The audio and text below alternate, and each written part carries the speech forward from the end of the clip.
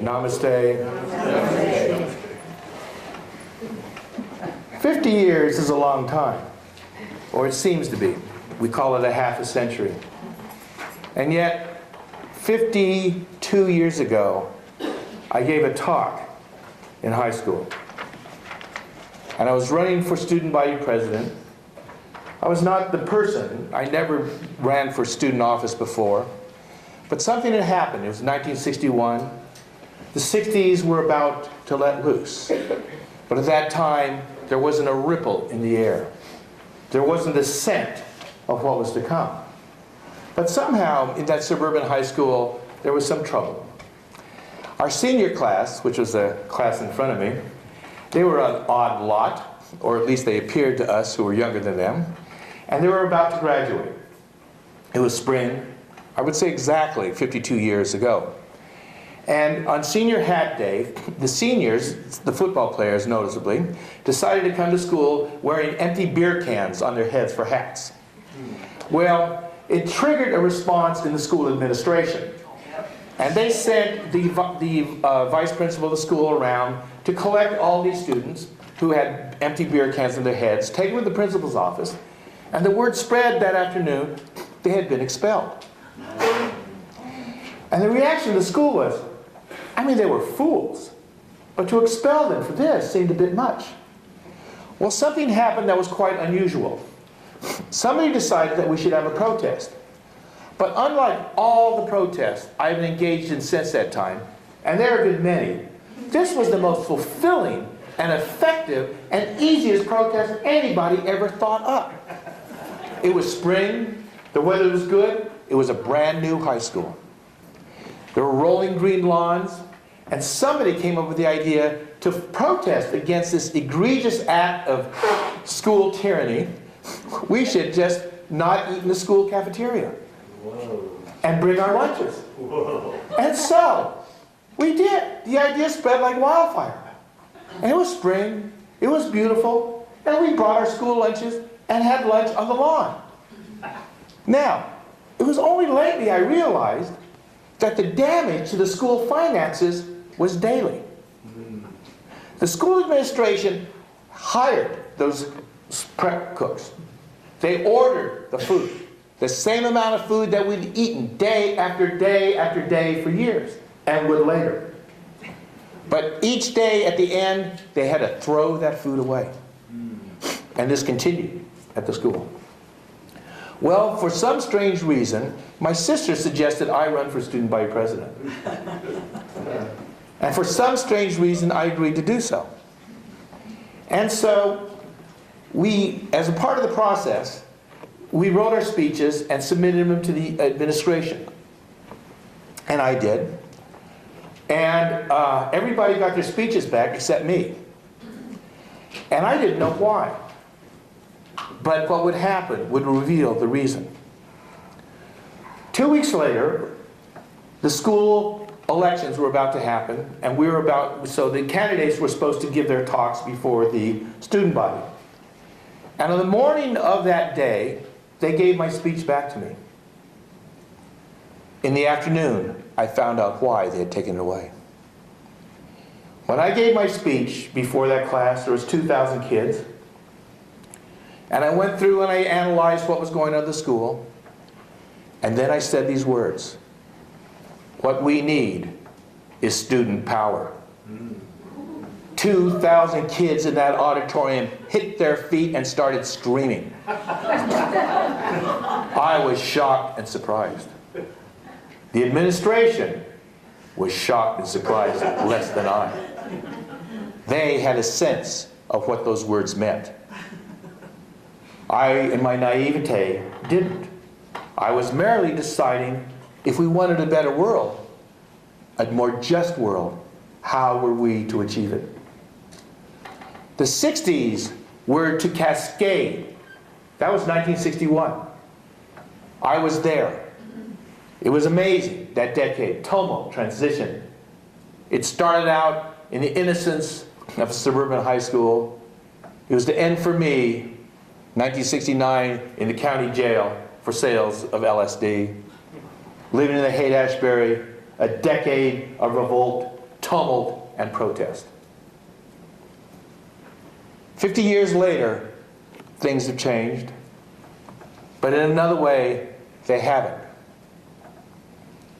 On the surface, things are moving, and I think deep beneath, they're moving too. But not for the reasons I knew then.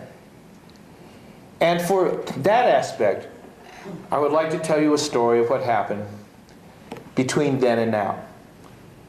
It was probably in the early 1980s, 30 years after I had, 20 years after I'd given that talk at that high school. And Benjamin, my son, he was attending a very interesting school in Marin County. I had heard about this school, and the teacher who put it together had come to the conclusion that children, young people, if they were exposed to ideas that were far above than the path they fed them in grammar school, would respond accordingly. Well, he ended up at the school, and he was 11 years old at the time, and one of the things they had him read was The Allegory of the Cave by Plato. Now, the allegory of the cave was, and Plato had told this story. It was an allegory, it was a metaphor. And in this metaphor, there was a cave. And in that cave, all the inhabitants of the cave were chained. And their necks were held rigid, so they could only see straight ahead. All right? They couldn't move to the left, they couldn't move to the right. And there was a fire burning behind them. And in front of between them and the fire were a series of people, and they would walk across in front of that fire. But the people who were chained couldn't see this. What they would see was the reflection of the images on the wall in front of them, of figures doing things, of figures engaged in activity. And for the people chained in that cave, they thought the figures were real. And they would have discussions. What would this mean? They would have arguments. Who was right? Who was wrong? They would analyze what was going on in these figures in front of them as if they were real and give them meaning in their discussion. Well, what happened in the allegory of the cave, a few people escaped. And they got out in the sunlight and they were shocked. Holy smokes! This isn't all what was going on in there. They knew that the images they saw were unreal, figments. And they knew the discussions about those figures were also figments. They knew the conclusions of right and wrong were also figments. And one of them said, we must go in and tell them. We must go in and tell the people in the cave what's really true. And his companion said, warn him, say, don't. If you go in, they will kill you. And one of them did go back into that cave. He felt it was so important that they knew the truth about really what it was. And in that cave, he was killed. In perhaps a bit of irony, Socrates was charged with disturbing the common peace in the city of Athens by talking about the truth, and was sentenced by the city elders to drink a poisoned goblet of hemlock, which he did.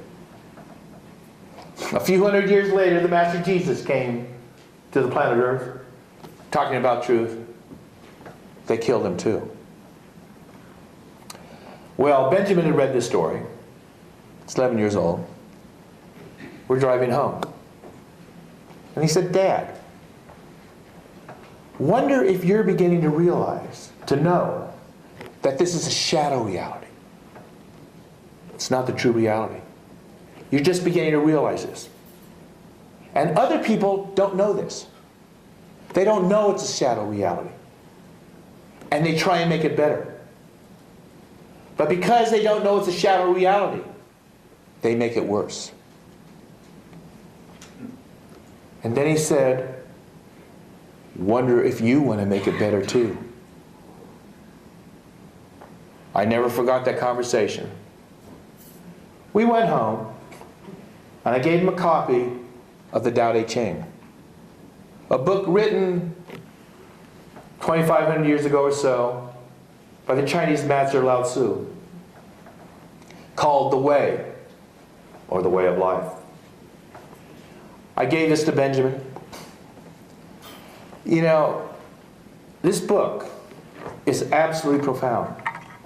I want to read to you some of it, what Lao Tzu said.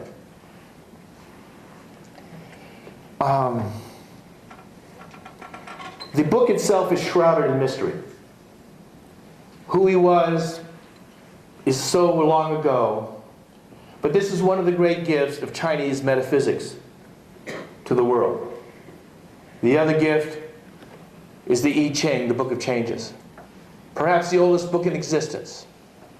An oracle, when consulted, will tell you what is going on in this moment in your life. But let me read to you some of what Benjamin read in that book, the Tao Te Ching. It was a translation by Witter Bynum, or Witter Bingham.